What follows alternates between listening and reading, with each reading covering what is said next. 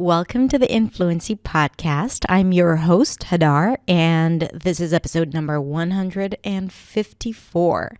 And today we're going to talk about how to receive compliments. Stay tuned.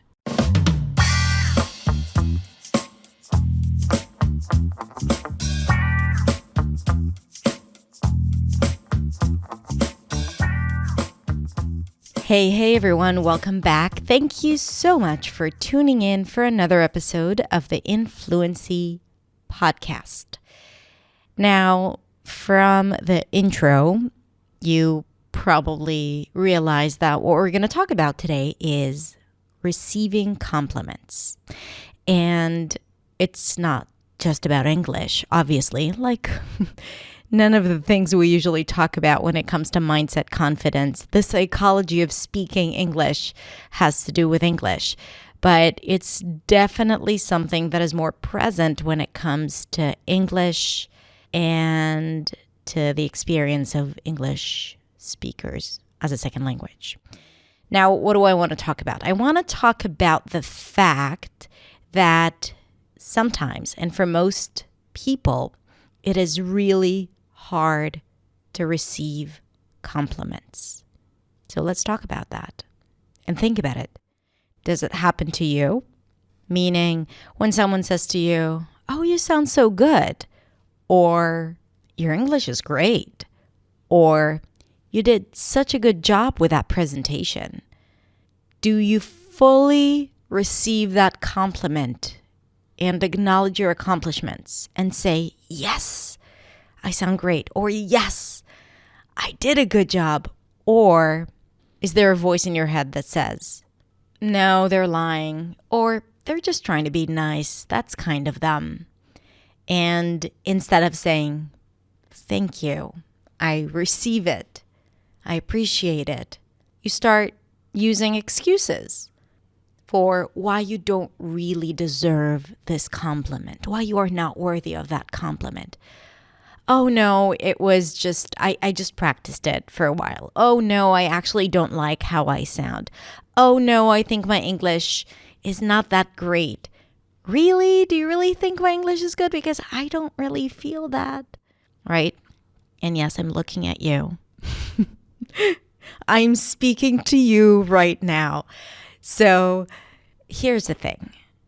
It's not that technical aspect of how you respond to someone, right?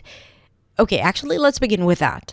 When you receive a compliment, the best thing to do is simply to say, "Thank you so much," right?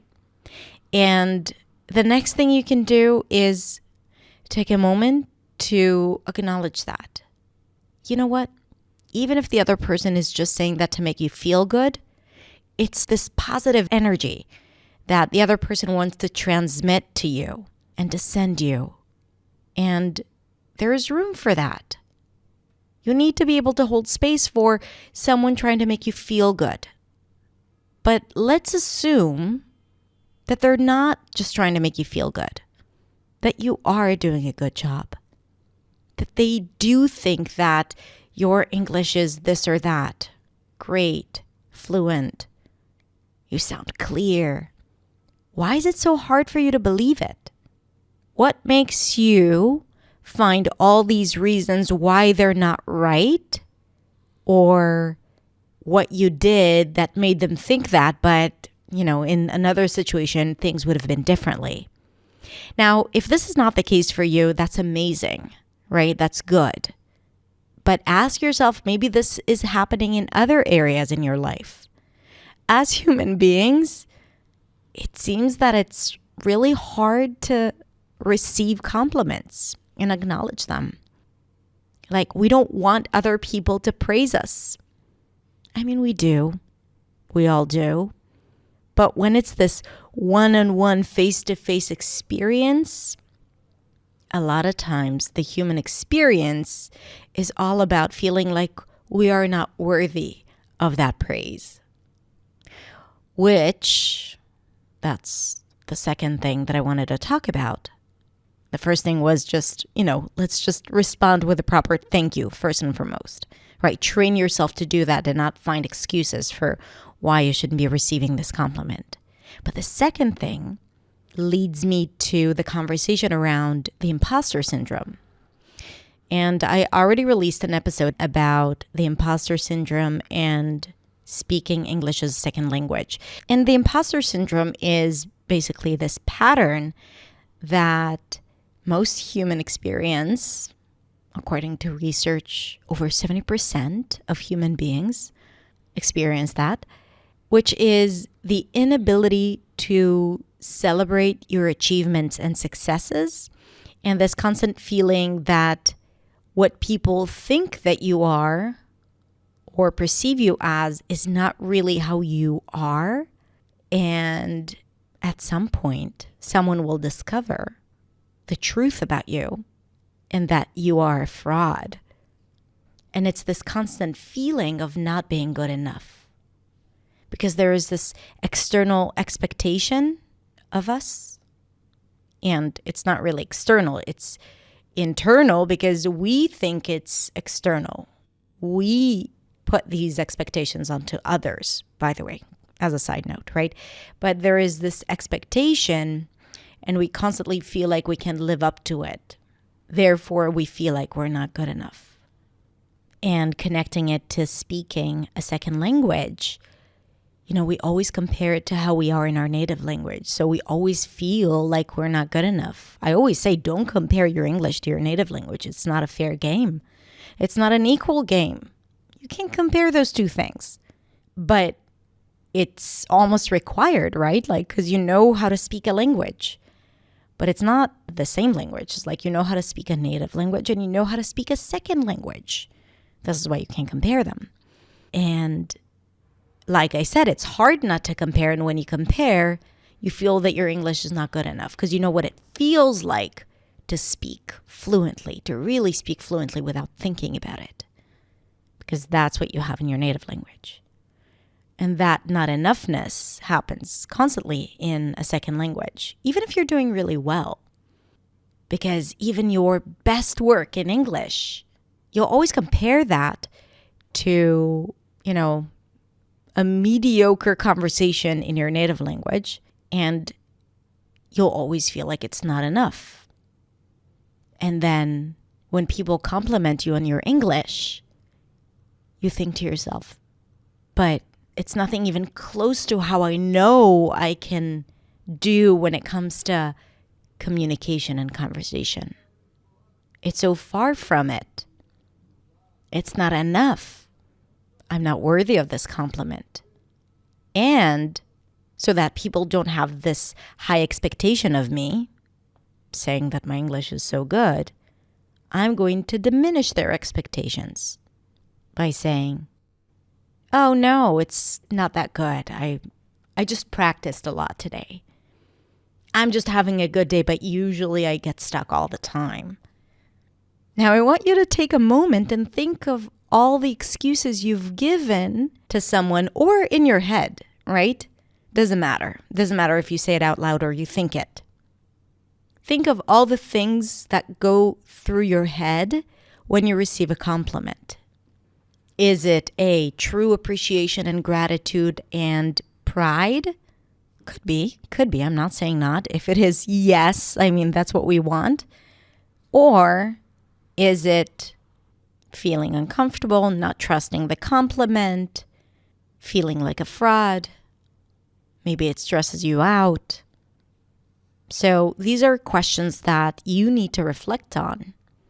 And I always say that when it comes to practicing your English, it requires determination and consistency and repetition and time. When it comes to practicing words and sounds and, the confidence of speaking and the flow and all of that. But a mindset shift can happen instantaneously. Understanding your patterns and changing them. Or at least becoming aware of why you do what you do. And when you stop doing it, or at least when you become aware of those things, like undermining any compliment that you receive, it starts changing those patterns. And changing those patterns is what will help you reach a breakthrough. And same goes for apologizing for your English. Setting the bar low to begin with so that people don't have expectations. What if we stop doing that? What if, you just go into a conversation as is, and when you receive a compliment, instead of thinking the other person is just saying it to make you feel good, what if they actually felt that? What if you choose to believe them? That's what it is. It's a choice. Choose to believe the compliment. I bet that your experience is going to be so much better. The feeling that will come out of this choice to believe the compliment is going to be so much more positive than the feeling of not trusting the compliment or finding excuses for why it's not true. And when the emotion and the feeling is positive, we're excited about English. We're willing to take challenges. We speak more. We dare more. And isn't this a much better experience when speaking in English? And it's just a choice. Your choice. It's all about what goes through your head. So, next time you receive a compliment, think about that. I still have that conversation with myself every time I receive a compliment because it doesn't go away the more you do something. So maybe not about my English, but about other things. The other day we were in my daughter's school preparing things for the new year, and I came across a friend that I haven't seen in a while. And she looked at me and she said, "Oh, you look great." Now, I felt like crap. I didn't get a lot of sleep. I was wearing my workout clothes, no makeup, messy hair. I felt like I should have stayed at home that day. And the moment she said that, I wanted to say, "What? I feel so lousy. I'm not in shape," and all of that. And, I recognized that voice and I said, "Hadar received the compliment. She thinks you look great. Say thank you." And I smiled and I put my hand on my chest and I said, "Wow, thank you." And I took it in. And that's it. And that made me feel a lot better than going through this, I look like crap conversation in my head that, is so easy to go into when you are not at your best. So, yeah, we do it all the time. And it may not stop by deciding it to stop, but what you can stop is what happens when these voices come up. Okay, I think that's it. So I'd love to hear what you think. And if you can, come on over to Instagram. You can find me at Hadar at Accentsway and send me a DM. Tell me what you think. Tell me that you're from the podcast. And if you feel like it, and if you like this episode, I would love for you to rate and even review the podcast on whatever platform you're listening to, because it would definitely help more people find this podcast. And if you find it helpful, then maybe other people will too. So I'd really appreciate your help, and it shouldn't take more than 2 minutes to do that. So thank you so much again for listening, and I hope you are well and safe and healthy and joyful today and in general. Take care, and I'll catch you next time.